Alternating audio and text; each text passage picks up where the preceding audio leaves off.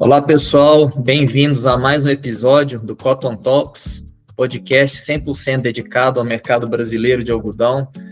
Eu sou o Bernardo Souza Lima e hoje temos o prazer de receber aqui Michel Quirino, diretor da Mediterrânea Logística e Comércio Exterior.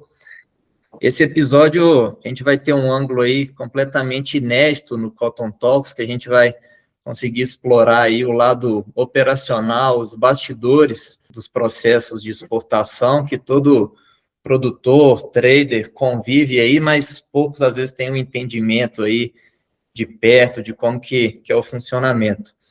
Vai ser aí um dos episódios mais práticos e educativos aí da nossa série. Então, Michel, obrigado, seja muito bem-vindo aí, um prazer recebê-lo aqui conosco. Bom dia a todos. Obrigado pelo Bernardo, pela Souza Lima, em poder me convidar para esse episódio tão importante, tão relevante para a cadeia de algodão. Assim, para conseguir aí ter uma visão mais ampla realmente dos bastidores aí dos embarques das exportações de algodão. Isso aí, Miguel, a gente que agradece e tem certeza que vai ser um bate-papo aí de muito aprendizado para quem nos escutar. E o Cotton Talks, que é esse ambiente aí em que a gente tem a presença aqui de protagonistas, de personagens ilustres aí da cadeia brasileira de algodão, para a gente tornar aqui um momento de conexão e troca de ideias, conhecimento. Cotton Talks, que é uma iniciativa da Souza Lima Cotton, excelência em negócios de algodão, e da Cotton Trade, plataforma digital e exclusiva aí da Souza Lima. Você que está nos ouvindo aí e ainda não nos acompanha nas redes sociais, Instagram e LinkedIn, com a mesma grafia aí, Souza Lima Cotton, e também o canal no YouTube, no Spotify, onde você consegue ver aí, escutar, né, todos os episódios aí do Cotton Talks. Michel, para a gente começar, antes da parte técnica aí, de falar do algodão, conta aqui para a gente quem é o Michel, o lado pessoal aí seu. Bom, sou Michel Quirino, casado, diretor da Mediterrânea Logística, um filho de 20 anos que está começando aqui a aprender um pouco dos bastidores aqui do algodão, amante das corridas de rua aí, e esse aí é o nosso, pelo menos, é o desestresse aí do dia a dia, já que a gente tem uma vida extremamente corrida e estressante, e a gente tem que parar aí pelo menos uma horinha do dia para a gente conseguir dar uma descarregada na adrenalina, né?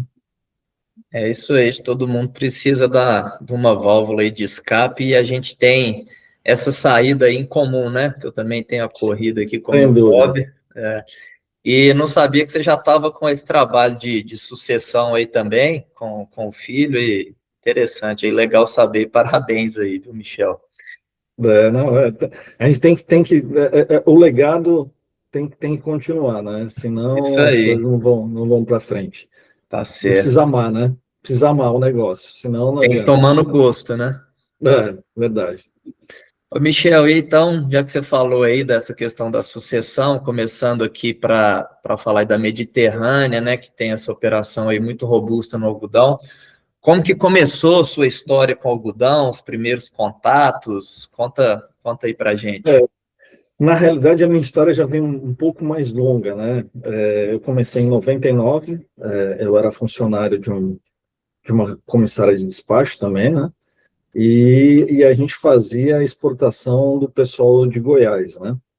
Na realidade, só tinha pessoal de Goiás, que era uma safra extremamente pequena, que era só de maio e junho, embarques em container de 20, e acabou. Com o tempo, na verdade, na época, meu patrão não botava muita fé, né, na questão das exportações de algodão, achava que dava muito trabalho e tal, e aí eu fui para um outro escritório, onde em 2003, 2002 ali, realmente começaram as exportações aí, realmente, né, do Brasil. E aí, como eu falo para todo mundo, não adianta você abrir uma oficina mecânica se você não entende de motor, né? E aí, em 2005, eu abri a Mediterrânea, e hoje estamos graças a Deus, aí, uma crescente aí das exportações, ajudando, realmente aí fazendo parte da cadeia como um todo, né?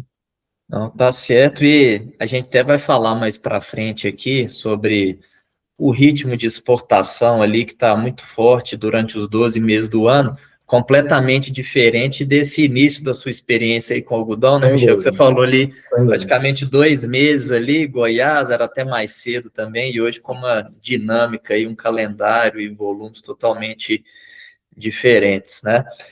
Sim. E, Michel, então você explicou aí que já começou desde o início com algodão, quando era uma outra realidade, e a gente vê a Mediterrânea aqui, né, sendo especializada no despacho do agro e tudo. Você tem também alguns outros produtos, mas acho que o algodão é o principal aí. O que que diferencia o algodão nos processos aí de exportação, na expertise e conhecimento que precisa de ter quando a gente compara aí com outras commodities? A gente trabalha com outras commodities, né? Mas o algodão realmente eu falo que quem trabalha com algodão trabalha com qualquer outro produto, né? Embora ele seja o mesmo produto todos os dias, mas todos os dias se torna um dia diferente. Questões de legislações, questões de desafios logísticos, né? Porque hoje a maior parte do algodão ainda é estufado no Porto de Santos, né?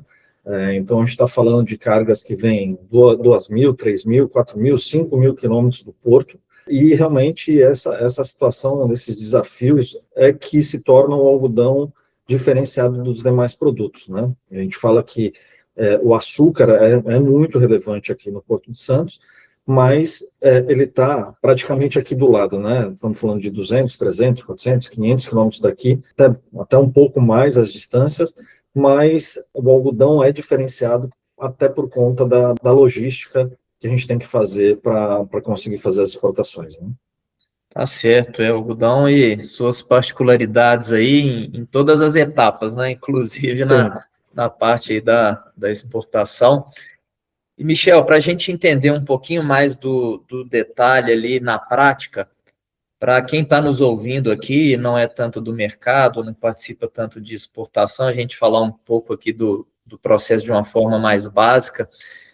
Como que funciona, né, o despacho aduaneiro ali de uma exportação, pensando na saída do algodão desde a fazenda, de toda essa distância aí, como você falou, até o porto, até o navio, a responsabilidade, quem faz o quê? Conta um pouco para a gente aí desse fluxo. Na realidade, assim, hoje a gente acompanha, né, na realidade, a gente só não acompanha a questão do take-up, né? O resto, a partir do momento da instrução de embarque, a gente tem os nossos armazéns aqui em Santos, Redex. Para quem não conhece o que é um Redex, o Redex é um recinto de exportação, onde a Receita Federal autoriza que um dado terminal ele seja autorizado a fazer todo o despacho de exportação, né? Então, a carga sai da fazenda, ela vem para um terminal aqui em Santos, seja de margem direita é Santos, né?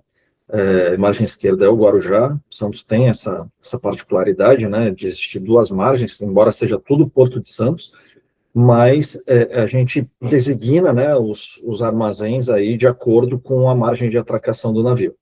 Tá? Chegando a carga aqui, a gente tem as certificadoras aqui, parceiras, enfim, onde ela vai ver a questão da qualidade e do peso a ser aferido para a gente poder emitir toda a documentação. Invoice, packing list, e aí a gente vai começar realmente aí a questão do despacho de exportação, né? A gente fez a estufagem, a gente pediu a inspeção do Ministério da Agricultura, e aí a gente faz o despacho propriamente dito, né?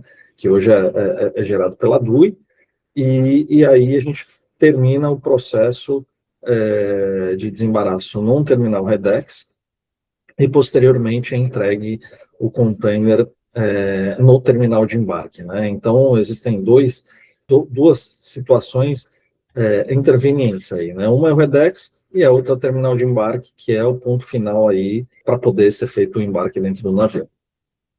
Tá certo, e acho que a gente que participa aqui da comercialização, né, e aí da execução das entregas, a gente vê o quão importante, que você citou aí no início, que é esse planejamento, né, da exportação, da logística, a atenção dos deadlines e prazos para que tudo transcorra aí da melhor forma possível e dentro dos prazos, com a documentação adequada também.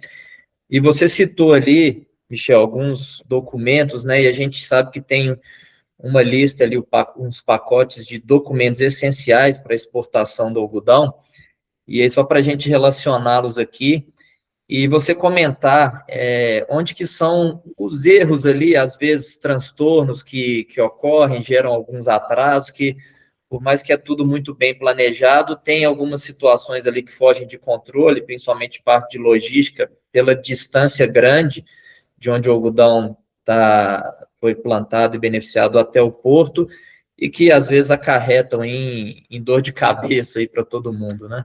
Sim, na realidade existem dois mundos, né? O mundo perfeito, que é carregamento, chegada no porto, estufagem, inspeção do Ministério da Agricultura e entrega no porto. Esse é o mundo perfeito que, teoricamente, é um reloginho, mas o mundo real é um pouco diferente, né? A gente tem os desafios da logística aí dos caminhões, né? Principalmente pico de safra. A gente tem também a situação de alguns armadores com relação à falta de containers, porque, na realidade, os containers, eles são reaproveitados, né? Então, é o container que chega de importação, tá? Então, precisa ter um volume grande de importação para a gente poder utilizar os containers que já foram designados para importação, para a gente poder utilizar na exportação, né? Então, isso aí também, teoricamente, tem que gerar como um carrossel aí, e, às vezes, a questão mais também portuária, a questão de janelas, né, no terminal de embarque, que a gente tem algumas, às vezes, alguns gargalos aí, né, mas é por isso que tem a gente aqui, né, a gente tem que, a gente não dá bola perdida aqui, a gente tem que sempre, que não seja com a gente, mas que a gente converse com o armador, enfim, a gente consiga fazer da melhor forma todos esses problemas que a gente que podem ocasionar, né? Mas realmente eu acho que o fato mais relevante aí é a questão hoje ainda do transporte, né? Nós estamos praticamente aí muito rodoviário, né? A gente tem até uma parcela que é feita em Rondonópolis, né, via ferrovia, alguma coisa aqui em São Paulo também, mas que ainda a gente não tá preparado o suficiente para conseguir usar esse modal, né? A gente ainda depende aí majoritariamente do rodoviário, como você falou, e que tem uma previsibilidade menor do que o ferroviário, né? Então acaba que a Sem dúvida. logística pesa muito para essa questão aí de imprevistos, a documentação aí também que você citou, com toda a conformidade que ela tem Sim. que apresentar. E dentro dos documentos aí, Michel, de todos os certificados e laudos, como que a gente distingue aqui o que é de responsabilidade do despachante, do exportador, alguma coisa também, às vezes, do importador, quem está comprando lá de fora? Explica para a gente aí sobre essa Isso, questão. assim, cada destino a gente tem uma particularidade, né? A questão básica aí, na realidade, assim, toda a documentação somos nós que emitimos, né? A questão do certificado de origem, se não a gente é um parceiro, que é uma questão da fomentação, fitossanitário somos nós que emitimos, né? E agora é um desafio novo, para a gente já é um pouco familiar aqui, que é a questão do Shiva, né, que é um novo sistema do Ministério da Agricultura. Até o MAPA nos consultou aqui, até para conseguir viabilizar o sistema, né, nós demos alguns pitacos aí realmente no sistema para poder nos atender. Hoje ainda é um sistema para o importador ainda para ser entendido, né, que a gente tinha algumas facilidades com relação a portos, escrever alguma coisa no fitossanitário, e hoje a gente já não tem essa facilidade. Na realidade, acho que não era nem facilidade, acho que era realmente uma situação que acabava passando, né? Mas o fitossanitário, na realidade, para o Ministério da Agricultura, ele não entende como um documento comercial, tá? Ele entende realmente como uma inspeção que foi feita em conformidade, se o algodão está em conformidade ou não, tá? Na realidade, toda essa responsabilidade é nossa, né? Na questão das emissões de BL, dos drafts de BL, das emissões do certificado de origem, das emissões do fitossanitário, e demais documentos aí que, às vezes, o importador solicita para nós, né? Isso é a nossa parte, e aí, lógico, como eu mencionei aí, a parte dos países, né? A gente tem um Paquistão, a gente tem uma Malásia, a gente tem o Egito, que a gente tem as particularidades de fumigação, né? Os demais países são muito mais tranquilos, mas em compensação nós temos o Vietnã, que exige ainda o fitossanitário assinado à mão ainda, né? Então, é uma briga que a gente tem aí, principalmente com o Vietnã. A gente tenta intervir junto a Brasília, né, o mapa de Brasília, para ver se consegue alguma situação diferente, porque realmente aí é um fator que ainda acaba atrasando um pouco, principalmente quando a gente faz em outros portos, né? A gente faz uma inspeção lá em Rondonópolis e às vezes o fiscal não está lá, às vezes ele está em outro porto, né? Porto de fronteira que eu falo. Então a gente tem realmente esses desafios, mas todos os modos operantes são feitos pela gente aqui, né? Então a gente já sabe qual que é a particularidade de cada país. Hoje é de um jeito, mas daqui a pouco alguém de lá de algum país manda uma instrução diferente, e a gente é extremamente atuante aí junto ao mapa de Brasília, né? Onde chegam praticamente todas as demandas aqui no escritório, e a gente tem que se virar aqui para conseguir a solução, né? A gente está com um fato novo aí, que é a questão da Turquia, né? Dos seed codes, e que é realmente um fator bem preocupante, que a gente está assim, bem no final aí para conseguir resolver toda a situação, e a gente ter segurança em exportar para a Turquia, né? Michel, e a gente vê toda essa complexidade aí de exigência regulatória de diferentes mercados compradores. Aí você envolve vários órgãos, né, que você tem a dependência aí de emissão de documentação e tudo, os prazos. Então, eu imagino que deve você precisar de uma organização e controle aí bem redondo para fazer a gestão aí de tudo isso, né, concentrar aí todas essas informações para Sim. conseguir deixar o algodão embora, né? Não, sim, cara, aqui a gente está com... eu tenho aqui 40 colaboradores aqui no escritório, né? Com um pessoal voltado só para essa questão de legislações, questão de mapa, questão de Brasília, questão até das emissões de fitossanitário, né? Que nem sempre todos os fiscais entendem essa questão, né? A gente tem, às vezes, problemas realmente de emissões por conta de falta de fiscais. A questão da inspeção é super tranquila, aqui em Santos, pelo menos, né? E a gente também tem que saber a particularidade de cada porto, porque a gente não atua só aqui no Porto de Santos, né? A gente atua em Paranaguá, em Salvador, em Itapoá, e a gente precisa saber a particularidade de cada porto para a gente poder fazer a coisa funcionar, para que realmente esteja o embarque realmente aconteça, né? Essa é a esse é o nosso gol, né? A gente vai batendo Exatamente. bola no meio de campo, e aí no final a gente precisa fazer o gol, senão não adianta. Tá certo. E, Michel, tem muitas situações aí que ainda tem um perfil assim de ser mais burocrático, né? Você citou aí de países que dependem até de assinatura manual e tudo. E a gente percebe, assim, que acompanha aqui também as vendas de exportação, que passam por todos esses processos, que seria bom, né, a gente ter talvez uma modernização maior dessa parte aí de exportação, principalmente no que diz respeito aos documentos. E o governo agora está com o portal único aí do Siscomex, né, com a DUI, que está mudando um pouco aí a forma como as exportações são processadas. Como que isso aí pode impactar, né, o dia a dia aí do despacho, e o que é importante a gente que está aí no algodão saber e entender dessa transição aí que está para acontecer? Isso, na realidade, a gente já faz a DUI, né? Já há algum tempo, né? E aí realmente aí entra a questão do exportador, né? A questão das emissões das notas fiscais de exportação e as questões das notas fiscais de remessa.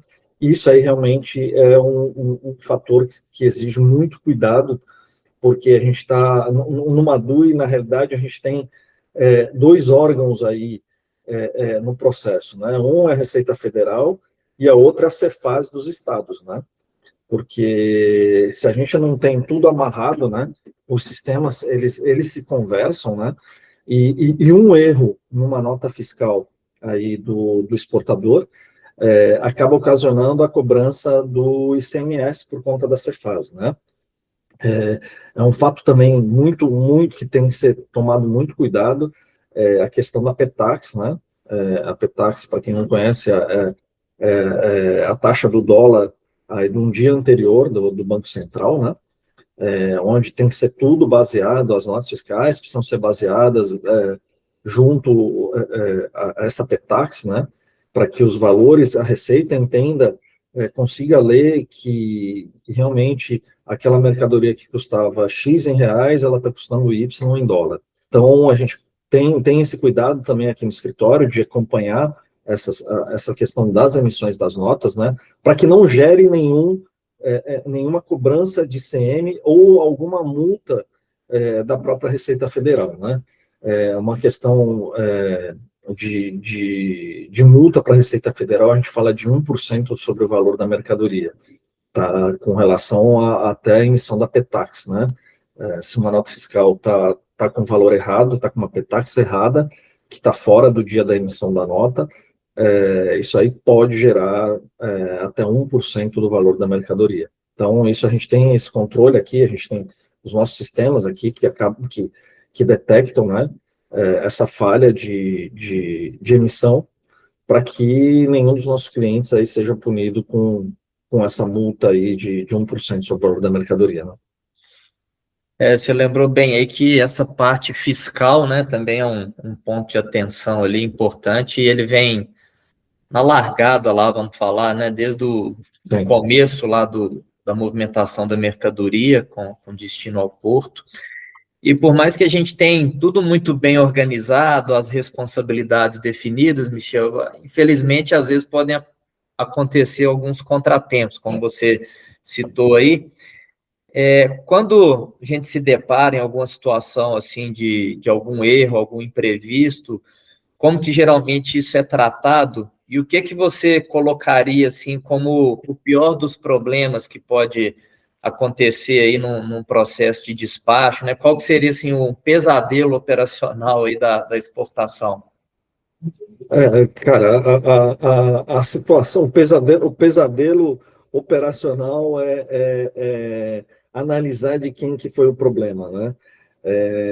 A gente tem o máximo cuidado aqui com relação porque na realidade assim é, existe o desembaraço e existe a parte documental, né? A parte documental, na realidade, a gente tem que emitir um draft de BL, onde que consta lá? Consta toda a numeração dos containers, a gente tem um deadline para isso, né? A gente tem um deadline de draft e a gente tem um deadline de carga, né? Então a gente precisa informar para o armador o que a gente está embarcando, o que a gente está, a numeração dos containers, mesmo que seja que fictício, né, que a carga não chegou, mas a carga vai chegar, o deadline é hoje, mas a carga está chegando amanhã, então a gente já vai adiantando a questão do processo para informar, realmente falar, olha, armador, eu tô te mandando aí que eu pretendo embarcar esse X container, né? Então, essa questão é extremamente relevante no processo, porque se perde embarque por não envio do draft para o armador, tá? Mesmo que seja fictício, né, para pelo menos a gente estar informando para ele. A questão de informações na DUI que sejam incompatíveis com o terminal de embarque. Esses são praticamente os dois fatores mais relevantes aí para se gerar custos e realmente algum contratempo que existe aí no meio do caminho do terminal de embarque, às vezes não permite embarque parcial, né? E aí ele teve algum contratempo no terminal de embarque. Então, essa situação a gente também acompanha, até porque praticamente a gente tem 7 dias por semana aqui, alguém controlando esse fluxo até de entrega dos containers, né? Para a gente poder ter a certeza e ter tempo, às vezes pode ser que tenha tempo ou não, com relação a tomada de decisão, que às vezes é coisa no final de semana que acontece, né?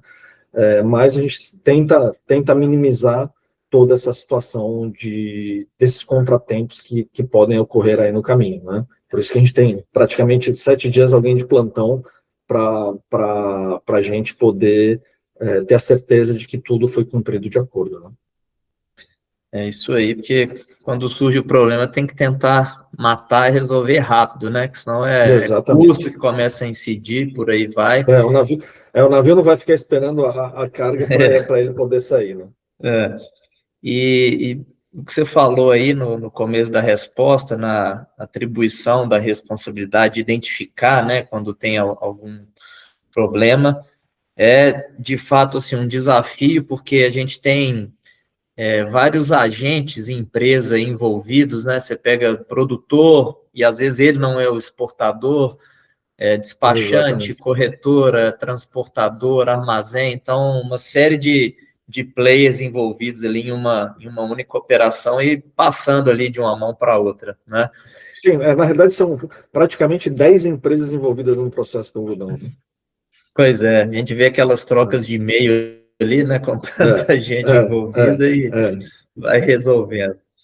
é isso aí. E, Michel, e agora saindo um pouco aí desse fluxo operacional de documentação, e falando um pouco mais aqui de números e performance de exportação do Brasil, a gente citou aqui antes da expansão do volume embarcado pelo Brasil, e a gente vê aqui Santos como a principal saída do algodão brasileiro. A gente está gravando aqui final de julho, virada de safra, em que o Brasil bateu um recorde aí de escoamento da safra 24-25, com mais de 3 milhões de toneladas exportadas. E para quem está no algodão há muito tempo, né, como você e eu, a gente via antigamente aí números que surpreendiam. Dá um exemplo aqui de quando o Brasil atingiu 1 milhão de toneladas, que parecia um número muito distante há Sim. pouco tempo antes dessa marca, e agora a gente já está falando de 3 vezes mais. O que para você que vivenciou isso aí, né? Como que você enxerga essa evolução? O que esse volume recorde significa aí para quem está no front aí do porto? E queria que você falasse também da infraestrutura, né, do porto aí de Santos, que conseguiu e teve capacidade para performar isso aí. A gente, na evolução da questão das exportações, aí a gente teve que ir se adequando, né? Principalmente na questão aí, os redex não estavam dando mais fluidez em toda a carga, né? Então, a gente teve que optar pelo armazém geral, né? Onde todos os nossos armazéns gerais hoje têm uma autorização que eu consegui, junto ao mapa, né? Uma autorização para a gente conseguir fazer a inspeção do Ministério da Agricultura nos armazéns gerais, né? Isso aí era uma barreira a ser quebrada, né? Senão a gente não conseguiria alcançar todo esse número que a gente conseguiu nesses últimos anos, né? Alguns armazéns já esse ano possivelmente já vão virar Redex, mas houve muito questionamento a respeito dessa situação, mas foi uma alternativa que eu consegui para que o negócio fluísse. Senão, cara, hoje o nosso maior movimento está ainda no armazém geral. Você imagina se a gente não tivesse esse suporte do armazém geral, cara, a gente estaria muito atrás aí. Ainda Santos não adianta, a questão, ainda é a bola da vez, né? A gente tem outros portos, mas aí vem questão de armador, vem questões de frete pagos pela própria trade, né? Que a gente está falando de uma operação FOB, e são as trades que pagam o frete, né? Questões de rotas, né? A gente fala de outros portos, a gente tem aqui, Santos é supermercado, né? Então, a gente exporta de tudo e a gente tem o delivery aí a toda semana, né? Coisa que em outros portos o armador ele prefere vir a Santos do que acabar indo para outros portos, até por conta desse que eu te falei da questão do supermercado, né? Então, se ele não tem algodão, ele tem açúcar, se ele não tem açúcar, ele tem café, se ele não tem café, ele tem madeira, se ele não tem madeira, ele tem sempre alguma coisa aí para levar, né? Enquanto que nos outros portos ele vê quanto que tem para embarque, ele prefere vir para Santos e omite outros portos, né? Então, a gente ainda tem essa questão de Santos, eu acho que a gente conseguiu se adequar a aos recordes aí, né? Que os recordes foram batidos através do Porto de Santos, né? E eu acho que daqui para frente, cara, eu acho que a gente permanece nesses recordes aí, até por conta das estruturas que a gente conseguiu formar aqui no Porto para conseguir escoar aí. A gente sabe que tem semanas que é um pouco mais complicada, porque a trading a trading B, a trade C, a trade D, que tem contratos aí com um X produtor, eles vão embarcar tudo no mesmo navio, porque é o navio da semana. Então, realmente, aí, às vezes há um gargalo aí nessa questão, que hoje, nos baseando aí pela safra passada, foi muito mais tranquilo, a gente não teve problemas de estadia, a gente não teve, lógico, alguns problemas pontuais aí na questão da retirada dos containers, né? Mas os problemas foram minimizados, a gente bateu recorde. Se vê toda a estatística aí de quanto que a gente fez e todos os problemas que foram que ocorreram aí no decorrer da safra, cara, é mínimo com relação às safras passadas, né? Então a gente chegou, acho que num ponto aí de que hoje a gente consegue fazer uma safra muito mais tranquila do que a gente fazia no passado, né? Até pelas facilidades aí que a gente conseguiu encontrar. Aqui nós não somos só despachantes, né? Nós somos uma bengala aí para a cadeia, né? O que vem de demanda aqui, a gente tem que correr atrás para poder isso é para o bem comum, né? A gente tem que correr pelo nosso e por todo mundo, porque é realmente a questão do algodão, né? É isso aí.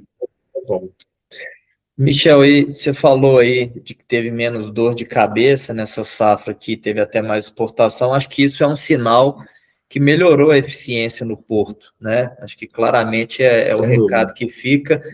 E um ponto que eu lembrei aqui agora, quando você falou aí que para esse ano a gente vai ter alguns terminais aí se transformando em Redex, é que a gente teve também, até pensando nessa questão ali de qualidade, eficiência e tudo, foi o selo do ABR Log para certificar aí, né, alguns terminais portuários e retroportuários.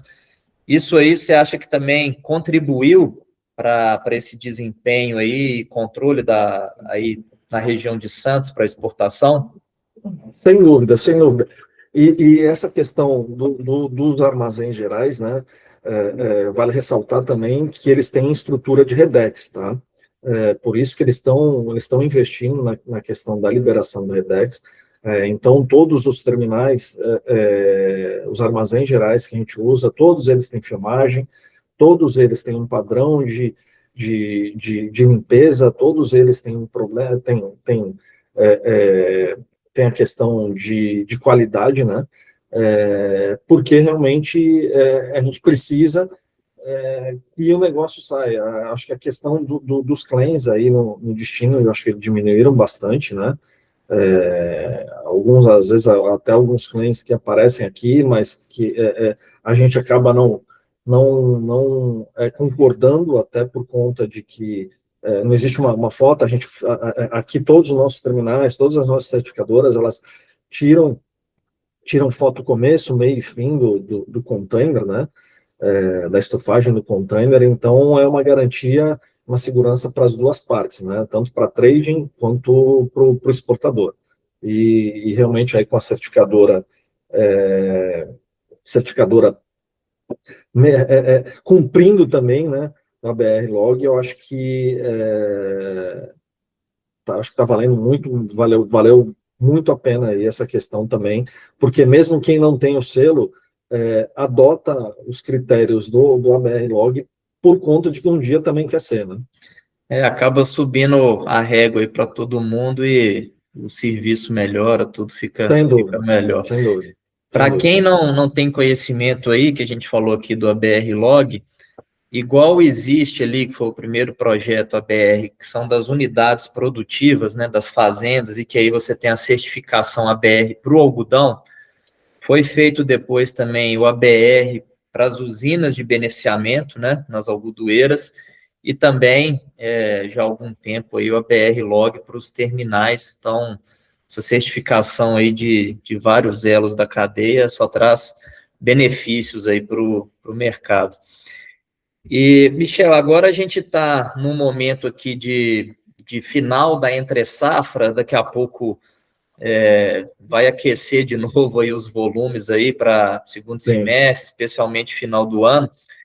E o Brasil hoje ele tem uma cadência bem mais uniforme, né, de embarque aí durante os 12 meses, pegando safra, entre safra, mas ainda assim a gente tem alguns meses de pico, né, ali 300, 400 mil toneladas saindo do Brasil e Santos absorvendo uma grande parte desses números. Como que fica a rotina aí de trabalho, os fluxos aí em Santos, quando nesses poucos meses a gente tem um boom de volume aí, igual você até antecipou ali, falando que algumas trades concentram alguns embarques, alguns navios. Como é que fica o trabalho aí nesses momentos? Nesses meses de pico, né, os terminais que trabalham com a gente, eles operam 24 horas, né? Então a gente não tem, eles param na realidade só no domingo à tarde, não para entrega dos containers, né? Porque o porto é 24 horas, então é montado aí uma operação de guerra aí para esses meses, né? Porque realmente aí o cenário mudou também nas questões dos deadlines, né? Do deadline de carga. Antigamente a gente tinha só em dias úteis, né? Que era de segunda a sexta, no máximo sábado até meio-dia, e hoje a gente tem deadlines no domingo à tarde, domingo 18 horas, então a gente não pode trabalhar só em horário comercial e sábado até meio-dia, né? A gente tem essa operação já há muito tempo aqui no escritório, né?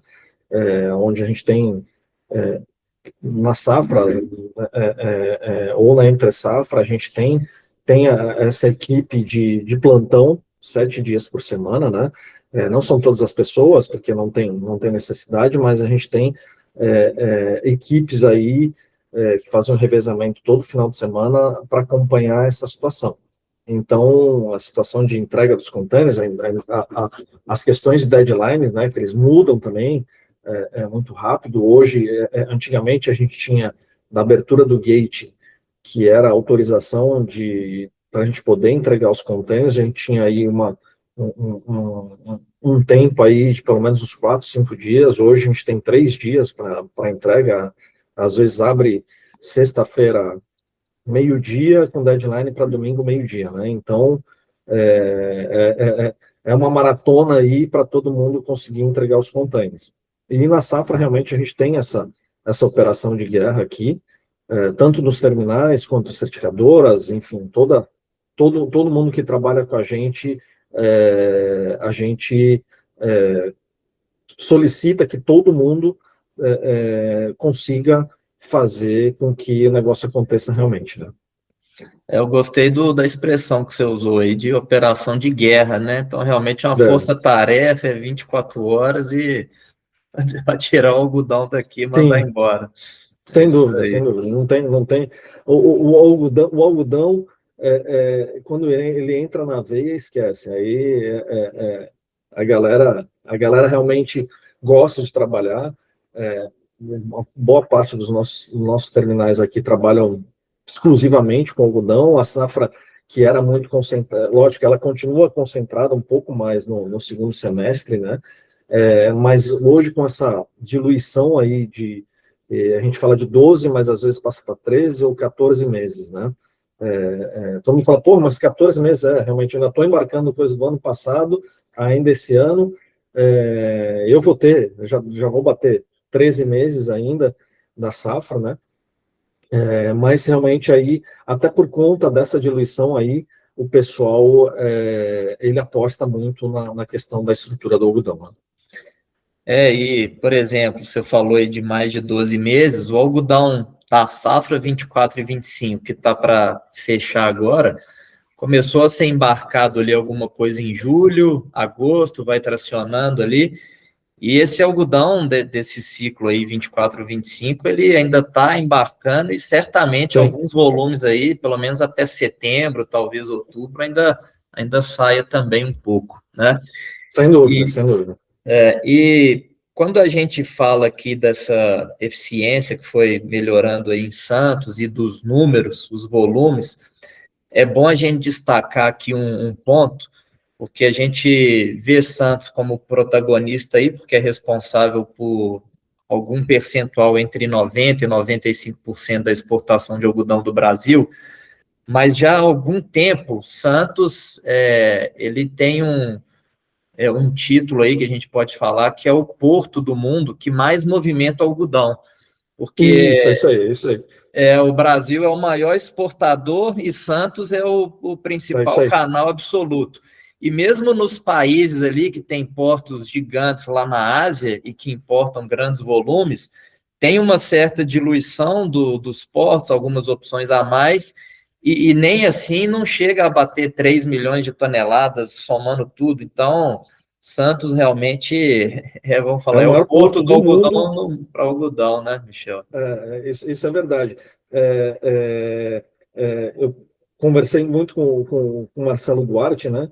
E aí a gente estava conversando a respeito de, puta, a China tem uma porrada de portos para embarcar, mas o Brasil é praticamente um. E então nós É. somos o maior porto, se nós somos o primeiro exportador do mundo, nós somos, Porto de Santos é o maior porto do mundo em escoar a safra de algodão, né? E até quando a gente pensa do lado dos países que compram e importam, não tem nenhum porto que movimenta esse volume, nem Qingdao, lá na China, que é um porto super moderno, gigante, onde mais chega, lá não recebe esse tanto de algodão, né? Então, não só em exportação, mas como movimentação de algodão, o Santos é número um aí no mundo. A gente tem esse título aqui para a gente aí, que é o É. mercado de algodão. E quando a gente, voltando um pouco, Michel, fala dessa questão de eficiência, melhorias, e pensando também que o Brasil deve continuar nessa linha aí de crescimento na produção e exportação de algodão, como que a gente vê aí num futuro a parte de inteligência artificial e automação contribuindo para esse serviço do comércio exterior, pensando mais aqui no nosso negócio, que é o algodão, nos processos aí do porto, enfim. A gente aqui tá realmente aí se modernizando nessa questão de IA, né?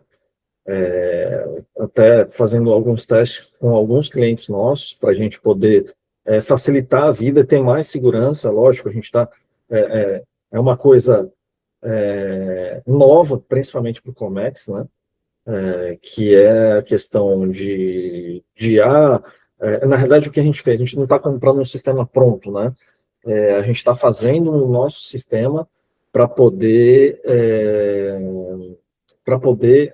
nos adequar aqui os nossos clientes, os nossos clientes, parceiros, enfim, para a gente poder ter mais segurança, ter mais, principalmente essa questão de deadlines, né, essa questão de emissões de DUI, questões de análise da nota fiscal. E aí até para conformidade dos documentos também, conferência e tudo, né, Michel? Sim, sim, sim. Aí a gente está fazendo com esse intuito, né? A questão da conformidade com as instruções de embarque, e até as questões hoje, a gente tem muitos embarques que a gente chama de afloat, né? Que a gente, na realidade, tem uma documentação X e assim que embarca, a gente vai ter uma documentação Y, né? E que o nosso sistema mesmo, o nosso robô, ele vai ir buscando já para fazer as alterações de automático, né? Para a gente ganhar tempo, eu acho que é realmente mais tempo na questão até das alterações de documentos, né? A gente tem armadores que demoram um dia, a gente tem armadores aí que a alteração do BL, que é o pilar de toda a exportação, né? Demora algum tempo. Então, se a gente perder mais tempo, aí o negócio vai complicar. Então, a gente está montando, está praticamente pronto, né? Os BLs aqui, os drafts de BL já estão sendo feitos através de IA, é o primeiro teste que a gente está fazendo. Então, o nosso sistema realmente é feito por nós e as adequações vão ser feitas por nós, né? Então, Bem cada customizado aí. necessidade, exatamente, cada cliente vai ter a sua necessidade e a gente vai adequando, o nosso sistema a cada uma. Então, muito interessante isso aí, a gente vê que não tem nenhum setor, né, que está ficando fora aí dessa revolução da IA, Sim, e sim, cada um trazendo para a realidade ali do seu negócio, para melhorar a exatamente. produtividade, como você falou, tempo, etc. Ô, Michel, e por tudo que a gente apresentou aqui, do que é um serviço aí do despacho aduaneiro, essa parte da exportação, o que uma trade, um produtor, na hora que ele vai fechar uma parceria e contratar uma empresa como a sua aí, o que você acha que são assim os principais critérios e diferenciais aí que são oferecidos aí nesse serviço de despacho? Cara, minha frase aqui, eu acho que muitos fazem, mas poucos fazem a diferença, né? Então, você tem N contadores de história, né? Entre aspas aí, mas eu acho que assim, a segurança que você precisa ter, uma trade ou um exportador precisa ter, é realmente um histórico do despachante, né? Do prestador de serviço, que vai começar a executar as operações dela, até porque eu sou um procurador, né? Eu sou um procurador da empresa, então aqui no Porto eu sou a empresa, né? Eu sou a imagem Exato. da empresa no Porto. Então é um fator extremamente relevante saber quem é quem no mercado, né? Saber se não é um aventureiro, que às vezes o preço pode ser barato, pode ser atrativo, mas lá na frente a conta chega, né? Então o barato acaba saindo muito caro.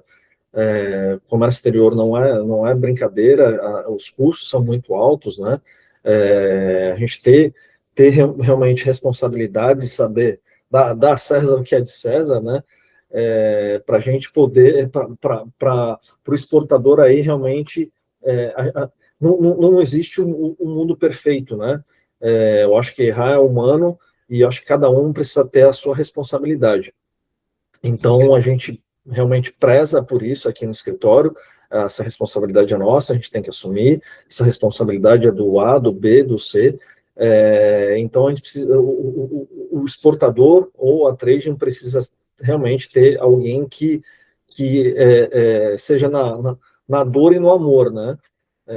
A dor é pior, o amor é tudo perfeito, a gente tá todo mundo sadio até que vem um problema, e esse problema realmente a gente precisa ter agilidade, a malemolência aí de conseguir resolver os problemas, né? Porque realmente, embora o algodão seja algodão, como eu falei, todos os dias o mesmo produto, mas todos os dias ele se torna um dia diferente, porque a gente tem N desafios aí, seja com caminhão, seja com container, seja com armazém, seja com terminal de embarque, seja com armador, enfim, a gente precisa sempre estar ligado e eu acho que o barato realmente sai bem caro. Então, precisa ser analisado realmente o histórico do prestador de serviço para ver se realmente tem cacife para poder tratar de um produto que é extremamente relevante para o Brasil, e a gente não pode perder esse posto aí de primeiro, e eu acho que é o mais eficiente do mundo, né? É isso aí, vou destacar aqui uma fala sua de que, né, você aí e os outros despachantes trabalham como procurador, né, do exportador, então é Exatamente. muita responsabilidade, questão dos prazos, valores financeiros são importantes, Sem então dúvida. realmente tem que ter uma expertise aí muito grande para poder fazer bem o trabalho. E eu falo ainda também, colocando um paralelo aqui do seu trabalho com o nosso, né? Porque somos empresas aí prestadoras de serviço, Sim, elas são diretamente representadas pelas pessoas que estão aí na linha de frente, e a gente vai, na verdade, estar vendendo segurança, confiança, exatamente. credibilidade, e isso é construído, né, ao longo dos anos, são muitas safras aí para a gente e tendo, né, esse valor, né, Michel? Sem dúvida. Esses paraquedistas que às vezes são perigosos no mercado, viu? A gente que É, tem uma bagagem aí, acaba assim ficando um pouco chateado aí, por conta de todo o investimento que a gente faz, por todo o carinho que a gente faz às coisas, e tem uns aventureiros que aparecem aí achando que algodão é uma caixa, né? Uma caixa de madeira pesa 10 quilos em São Paulo e pesa 10 quilos aqui, né? Um fardo de algodão ele pesa 10 quilos lá e 10 e alguma coisa aqui. E a galera às vezes acaba não entendendo que é realmente um produto extremamente com grandes particularidades aí, né? Então a gente precisa realmente ter carinho e ter amor pelo que se faz, não realmente não somente pelo dinheiro, né? O dinheiro todo mundo gosta, mas se não fizer por, por, por amor aí, a gente não consegue, né? é isso aí. Acho que todos os mercados têm algumas questões aí de novos entrantes, às vezes com uma forma um pouco diferente, mas acho que no final do dia vai tendo uma seleção e vai Sem dúvida. seguindo o caminho ali para quem é correto, para quem é profissional e para quem ama o que faz, né? Como você falou aí, Sem para dúvida, nós sem dúvida. que estão há tanto tempo no algodão e dedicando um tempo para falar disso aqui, a gente tá nesse grupo aí dos apaixonados pelo algodão.